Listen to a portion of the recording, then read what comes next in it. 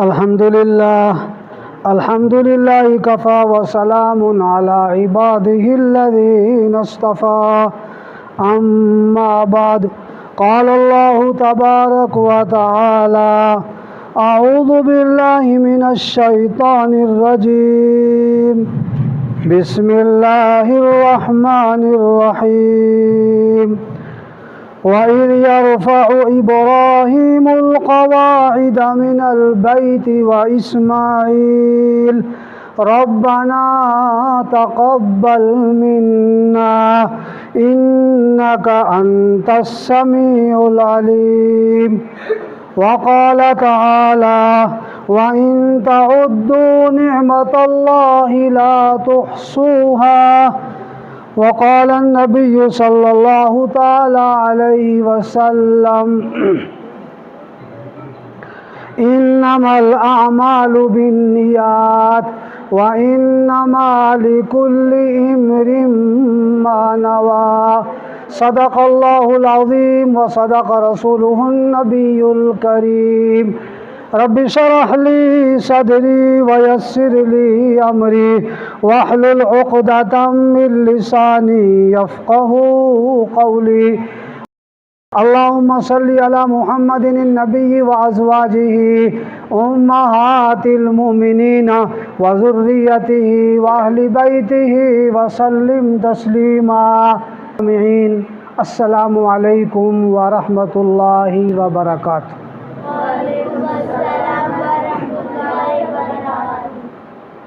میرے ایمانی بھائی اور بزرگوں، اللہ پاک کا لاکھ لاکھ شکر اور احسان ہے کہ اس کریم ذات نے ہمیں زندگی کی یہ بہاریں عطا فرمائیں. اللہ ہمارے آنے کو قبول فرمائے. سب سے پہلی بات یہ ہے کہ میں اس ادارے کے محتمم اور اس کے تمام اراکین کو دل کی گہرائیوں سے مبارکباد پیش کرتا ہوں. میں نے قرآن مجید کی 2 آیتیں تلاوت کی. پہلی آیت: وَإِن تَعُدُّوا نِعْمَةَ اللَّهِ لَا تُحْصُوهَا. اللہ پاک ارشاد فرماتے ہیں: اے میرے بندو، اگر تم میری نعمتوں کو شمار کرو گے، لا تحصوها، تو تم ان کو شمار نہیں کر سکتے. اللہ پاک نے 18,000 مخلوقات پیدا کی اور ان میں اشرف انسان کو بنایا.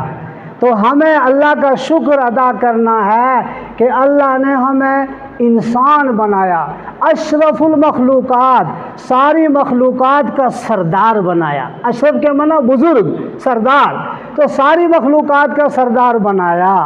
اور پھر اللہ نے 2 قرآن مجید میں قسمیں کھائیں: والتین والزیتون وطور سینین وہذا البلد الامین. یہ 4 چیزوں کی اللہ نے قسم کھائی اور اس کے بعد فرمایا: لَقَدْ خَلَقْنَا الْإِنسَانَ فِي أَحْسَنِ تَقْوِيمٍ، کہ یقیناً بے شک ہم نے انسان کو بہترین ڈھانچے میں پیدا کیا ہے. اگر گائے اور بکری کی طرح ہوتا انسان، اس کا سر نیچے ہوتا ہے اور اس کے ہاتھ جو ہے 4 پاؤں نیچے ہوتے، اس کی پیشانی نیچے جھکی ہوئی ہوتی. لیکن قربان جائیے اللہ پاک کی ذات پر کہ ہماری پیشانی بالکل سامنے بنائی، چہرہ سامنے بنایا، منہ سامنے بنایا، اور ہم اللہ کی ساری مخلوقات سے، اللہ کی ان ساری بہاروں سے فائدے اٹھا رہے ہیں. دوسرا انعام اللہ پاک نے فرمایا کہ مجھے اور آپ کو ایمان کی دولت عطا فرمائی. ایمان کی دولت وہ دولت ہے جس کے اوپر آخرت کی ہمیشہ کی کامیابی ہے. آخرت کی. یہ دنیا کیا ہے؟ دنیا کے بارے میں فرمایا کہ دنیا تو یہ ایک عارضی ٹھکانہ ہے، ختم ہونے والی جگہ ہے. اصل ٹھکانہ ایمان والوں کا کیا ہے؟ آخرت ہے. وَلَلْآخِرَةُ خَيْرٌ وَأَبْقَىٰ. اللہ پاک فرماتے ہیں آخرت تمہارے لیے بہتر بھی ہے اور ہمیشہ رہنے کی جگہ بھی ہے۔ اور ایمان والوں کے لیے اللہ نے انعام فرمائے کہ شرط ایمان ہے۔ ایمان کس کو کہتے ہیں؟ اللہ کو اس کی ذات میں اور صفات میں ایک ماننا ہے کہ جس نے بھی یہ کلمہ پڑھ لیا لا الہ الا اللہ محمد رسول اللہ صلی اللہ علیہ وسلم، کہ میں گواہی، ترجمہ کلمہ کا، کہ میں گواہی دیتا ہوں کہ اللہ کے سوا کوئی معبود نہیں ہے، کوئی حاجت روا نہیں، کوئی مشکل کشا نہیں، کوئی بگڑی بنانے والا نہیں اور کوئی بگڑی بگاڑنے والا بھی نہیں۔ یہ بھی ساتھ میں رکھو۔ تو اللہ کو اس کی ذات اور صفات میں ایک ماننا۔ اللہ کی ذات کا مطلب یہ ہے کہ جب ہم نے اللہ کو ایک مان لیا اب دوسرا کوئی خدا نہیں، یہ مطلب ہے ایک ماننے کا۔ اور اللہ کی صفات میں اللہ کو ایک ماننے کا مطلب یہ ہے کہ اللہ کی صفت ہے کیا کرنا؟ پیدا کرنا۔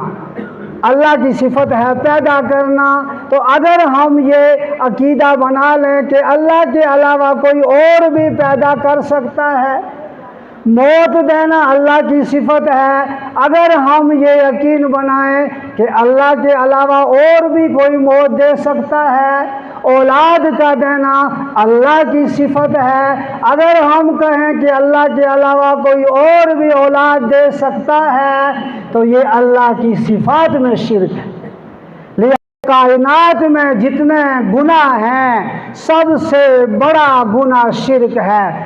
اللہ پاک فرماتے ہیں قرآن مجید میں ہم سارے گناہوں کو معاف کر دیں گے، کن کے؟ کہ جن کے پاس ایمان ہوگا۔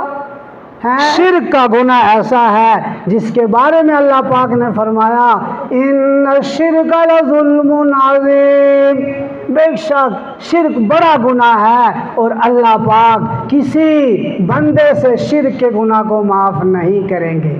اللہ میری، آپ کی اور ہم سب کی، پوری امت کی شرک کے گناہ سے حفاظت فرمائے۔ وما توفیقی الا باللہ۔